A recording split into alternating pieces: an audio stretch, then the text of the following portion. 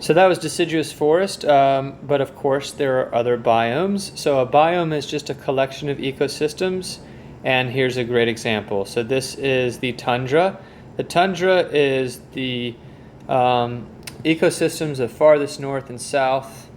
They are cold, barren, and usually desolate, but there are animals that can live there, like the snow owl, the Arctic fox, and the reindeer. So up at the top right, you see reindeer. Reindeer are very interesting. They're the only deer that actually the females have antlers. And if you look, if you look very closely at these antlers right here, they have, I'm gonna zoom in so you can see. Whoop. If you look at those antlers, they have this velvetyness to them. And that velvet is actually flesh. All deer have this. And I just thought it was cool that you could see it here. That flesh, they shed it during certain times of the year, and then you can actually harvest that stuff. A lot of reindeer farmers, they sell that. It's called velvet, and the reason they sell it is because it has a lot of growth hormone. Deer antlers are actually the fastest growing tissue that we know about that animals make, and the reason for that is the vast amount of growth hormone that is found in there. But I'd be careful with growth hormone. There are a lot of side effects, so don't go chasing down a deer to, suck on its antlers. Anyway, fun fact. I love fun facts.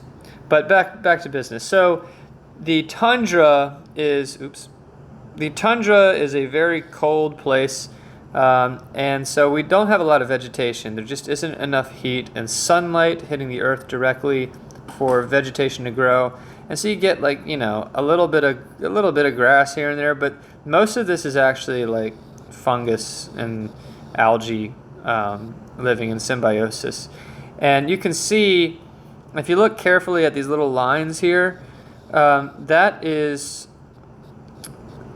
a pretty good indicator of a tundra. You see those kind of lines in places with permafrost. So basically what happens is water seeps into these little lines here, and then they freeze, and when water freezes it expands and it pushes these little things apart, and that creates these really interesting kind of pretty patterns that you see in the ground. That is a sign of permafrost. So permafrost is where plants typically never grow. You might get some seasons where plants will grow, like in this picture. Reindeer actually, they are big mushroom eaters, fun fact.